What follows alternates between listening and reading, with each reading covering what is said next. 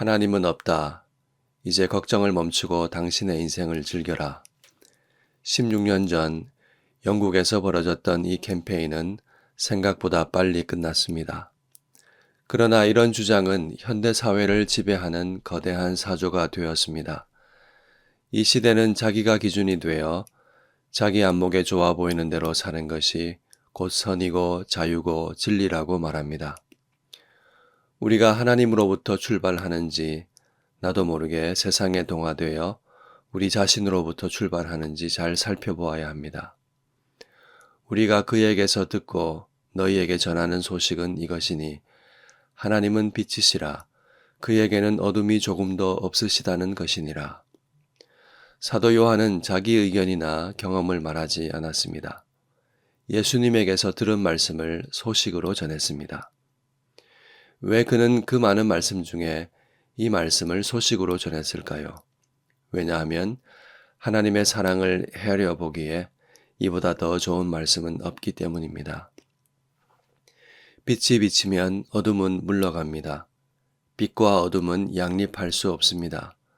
하나님은 빛이시라는 말은 하나님은 타협될 수 없는 절대 진리, 완전한 의로움, 완전한 거룩함이라는 뜻입니다. 그 하나님 앞에 죄인은 설 수 없고 따라서 사귐이란 있을 수 없었습니다. 그런데 하나님은 우리와 사귐을 가지시려고 어떻게 하셨습니까? 아들을 십자가에 못 박히게 하셨습니다. 십자가는 하나님의 공의와 사랑이 만나는 곳입니다. 죄 없으신 하나님의 아들에게 죄를 담당하게 하심으로 죄를 벌하셔야 하는 공의와 죄인을 살리시는 사랑이 성취되었습니다. 이렇게 내 생각이 아니라 하나님의 말씀으로 출발해야 은혜를 참되게 깨달을 수 있습니다. 그래야 사귐이 바르게 되고 깊어집니다. 우리의 사귐은 언제나 하나님은 빛이시라는 기쁜 소식에서 출발해야 합니다. 이 소식은 하나님께서 우리를 얼마나 귀한 존재로 대우하시는지를 알려주기 때문입니다. 하나님께서 우리를 하나님 닮은 거룩한 사람으로 빚어가십니다. 빛이신 하나님과 사귐을 갖는다면 어떤 일이 벌어질까요? 우리의 어둠이 낱낱이 드러날 것입니다. 죄가 드러납니다. 빛이신 하나님과 사귐을 가지는 사람은 죄를 자백할 수밖에 없습니다. 빛을 본 사람은 드러난 자신의 죄를 보며 애통합니다. 동시에 구원의 은혜에 감사합니다. 하나님께서 흑암의 권세에서 건져내사 사랑의 아들의 나라로 옮기신 것을 찬양합니다. 성령을 따라 하나님을 아빠 아버지라 부르며 빛 가운데로 걸어갑니다. 만일 우리에게 이런 삶이 전혀 없다면 우리 자신을 진지하게 점검해 보아야 합니다. 성경은 우리가 점검해 볼 수 있도록 6절과 8절과 10절에 치명적인 증상을 이야기하고 있습니다. 그 첫 번째는 입으로는 사귐이 있다고 하면서도 어둠에 행하는 것입니다. 하나님과 사귐이 있다면 계속해서 어둠을 향해 갈 수는 없습니다. 하나님께서 흑암에서 건져내어 사랑의 아들의 나라로 옮기셨는데 어떻게 흑암 속에 계속 있을 수 있겠습니까? 하나님과 사귐이 있다고 하면서 어둠에 행하는 사람은 캄캄한 동굴에 있으면서 일광욕을 즐기고 있다고 말하는 사람과 같습니다. 그것은 성경의 표현대로 거짓말입니다. 두 번째는 죄가 없다고 말하는 사람입니다. 이 사람은 스스로 속이는 사람입니다. 세 번째는 죄를 범하지 않았다고 하는 사람입니다. 이 사람은 하나님을 거짓말하는 이로 만드는 사람입니다. 이런 사람들은 하나님의 말씀이 그 속에 없는 사람입니다. 하나님 말씀은 분명히 모든 사람이 죄를 범하여 하나님의 영광에 이르지 못한다고 말씀하기 때문이죠. 이 모든 것은 하나님과 사귐이 없는 명백한 증거입니다. 이런 주장은 그들의 행위가 악함으로 빛보다 어둠을 더 사랑하기 때문에 나왔습니다. 그들은 자신의 악한 행위가 드러날까봐 빛으로 나오지 않습니다. 그들은 하나님이 거짓말한다고 하고 자기 길을 고수합니다. 아예 하나님은 없다고 합니다. 우리는 이 치열한 영적 싸움 한가운데 놓여 있습니다. 우리는 하나님 앞으로 나아가야 합니다. 사귐의 영이신 성령께서 우리 가운데 계십니다. 성령께서 빛으로 인도해 주십니다. 하나님께서 오늘도 우리를 부르고 계십니다. 하나님께로 가까이 나아가 이 말씀을 들으십시오. 너희가 전에는 어둠이었더니 이제는 주 안에서 빛이라. 빛의 자녀들처럼 행하라. 그러면 빛 가운데 행하는 것은 무엇입니까? 그것은 우리를 그의 기이한 빛에 들어가게 하신 하나님의 은혜를 선포하며 사는 것입니다. 빛이신 하나님을 따라 거룩하게 사는 삶입니다. 연약하여 죄를 범하고 넘어지기도 하지만 베풀어 주신 은혜를 기억하며 다시 일어서고 돌이키는 삶을 말합니다. 빛 가운데로 행하는 믿음의 행위가 바로 죄의 자백입니다. 죄를 자백하고 돌이키는 회개입니다.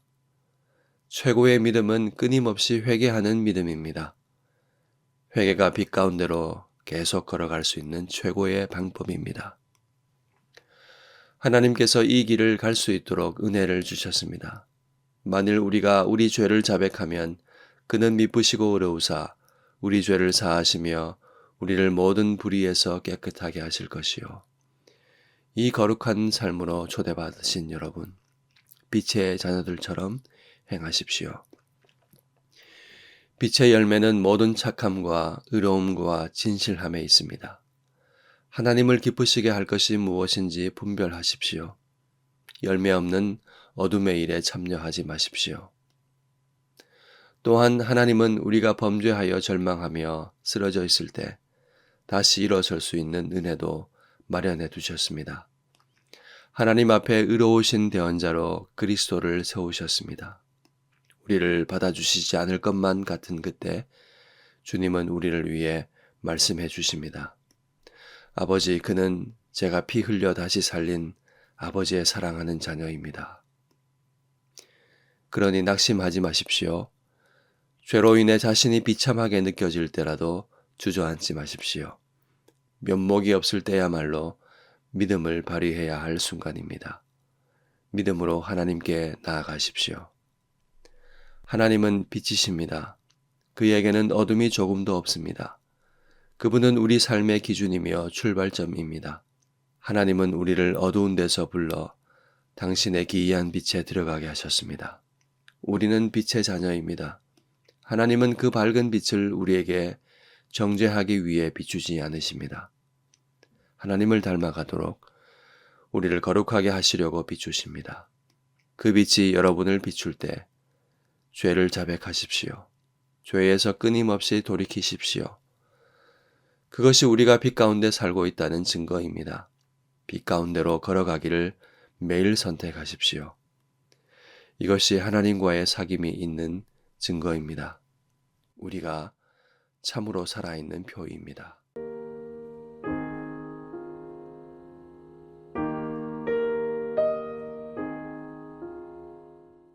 하나님은 빛이시며 그에게는 어둠이 조금도 없으십니다. 하나님은 우리를 어두운 데서 불러내어 그의 기이한 빛에 들어가게 하셨습니다. 우리는 빛의 자녀입니다. 하나님은 우리에게 빛 가운데로 행하라 하십니다. 죄를 끊으라 하십니다. 끊임없이 죄에서 돌이키라 하십니다. 이를 위해 자백하면 죄를 깨끗하게 해주시는 은혜를 베푸셨으며 절망에서 일어서도록 의로우신 주님을 대언자로 세워주셨습니다. 우리는 빛 가운데로 행할 수 있는 모든 은혜를 다 받았습니다. 말씀을 생각하며 함께 기도합시다.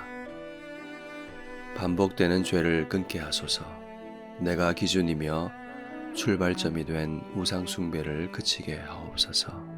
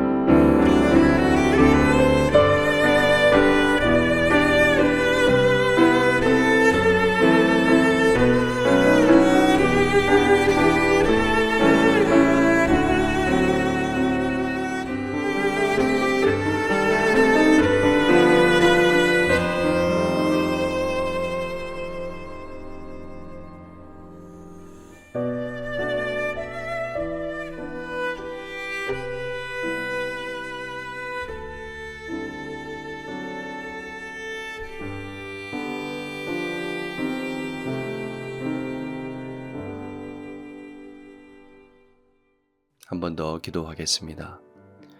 믿음으로 회개하며 빛이신 하나님께 나아가게 하소서.